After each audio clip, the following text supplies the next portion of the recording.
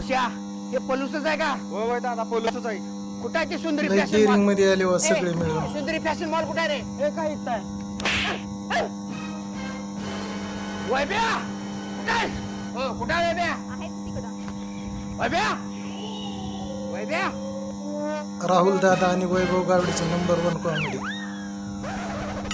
Comedy जर आवडली तर मित्रांनो काय बोललास तू माझ्या? लाईक करा, शेअर करा आणि सबस्क्राईब नक्कीच करा. ऋषा दादाला शिवाय दिले नाही दिस तू.